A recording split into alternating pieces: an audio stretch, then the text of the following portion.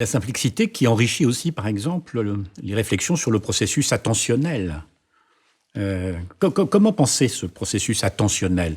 Je ne parlerai pas de l'attention au singulier, vous n'aimez pas le singulier. Les processus Les attentionnels. processus attentionnels. Oui, mais vous savez qu'il y a une multitude de processus attentionnels. L'attention divisée, l'attention... voilà. Donc, nous avons aussi, comme pour la mémoire, comme pour la vision, au cours de l'évolution, il y a une division du travail des différents processus de l'attention. Et là, c'est la même chose, c'est-à-dire que l'évolution a divisé la nécessité que nous avons de focaliser l'analyse que notre cerveau fait du monde dans différents aspects. Lors d'un... reprenons l'exemple du rugby.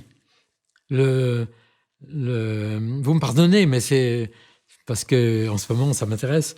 Le fameux demi d'ouverture, là. C'est le 9, c'est ça, enfin, je crois.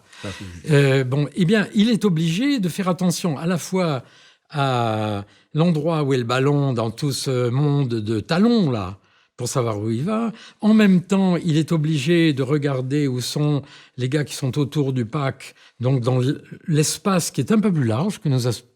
Et en même temps, il est obligé de garder son attention ouverte sur l'ensemble du terrain. C'est-à-dire qu'il est il a une attention divisée, partagée, sur ces différents espaces d'action.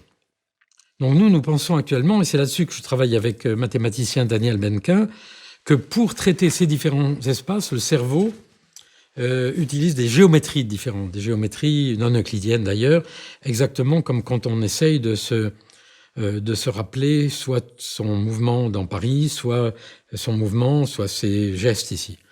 Donc, l'attention divisée, c'est un exemple d'un processus qui est apparemment complexe, mais qui, par la division de ces modules dans le cerveau, qui traitent ces différents espaces, permet au demi de mêlée, éventuellement, de faire la bonne passe là où il faut, ou parfois, de ne pas passer la balle où il faut.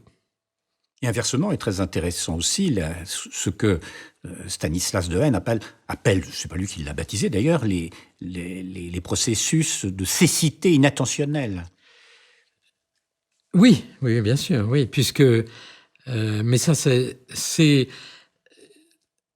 il fait référence. Il fait référence à des travaux notamment de Kevin Horrigan et de nombreux chercheurs américains, mais aussi de Kevin Horrigan, psychologue français, qui est un très grand pionnier de cette question, sur le fait que nous prélevons très très peu des choses et des événements dans l'espace, ce qui rejoint ce que je vous ai dit tout à l'heure sur le thalamus.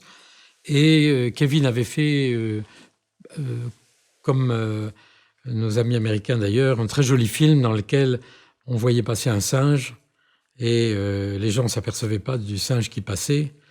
Mais il y a aussi d'autres processus qui sont extrêmement intéressants sur le fait que nous sommes capables éventuellement de complètement bloquer la perception du champ visuel. Donc là aussi, si vous voulez, on peut retourner l'argument.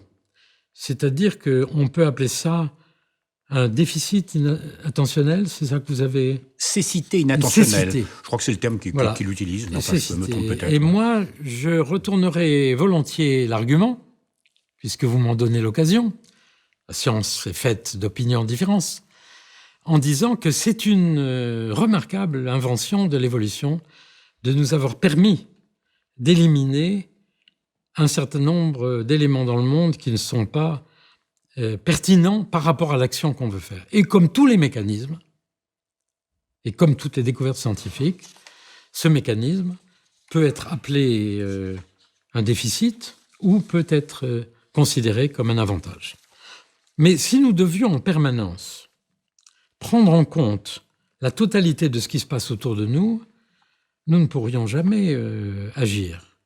Donc, percevoir, agir, et c'est sans doute une des grandes qualités des grands sportifs, et c'est sans doute aussi une des grandes qualités qu'on apprend quand on est un jeune et qu'on pratique les sports, qui est précisément de devenir, je dirais, aveugle à ce qui n'est pas pertinent. Alors évidemment, en face de ça, il y a la pathologie. Moi, je travaille actuellement à l'Institut de la Vision sur les personnes qui ont ce qu'on appelle des rétinopathies pigmentaires, avec le professeur Safran dans l'Institut du professeur Sahel, c'est-à-dire les gens qui n'ont pas de vision périphérique, ce qui s'oppose aux personnes qui ont une dégénérescence maculaire et qui n'ont donc que la périphérie. Et on voit là à quel point le fait de ne pas pouvoir percevoir du tout le monde est un handicap. Mais là, la question, c'est le cerveau qui élimine. Ça, c'est très intéressant.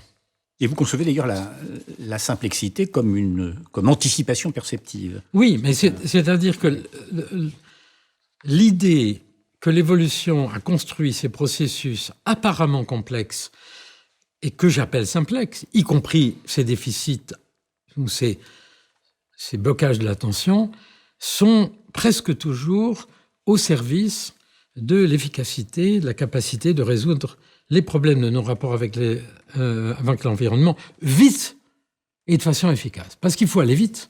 Pour survivre, c'est 150 millisecondes. Ce n'est pas le temps de notre conversation.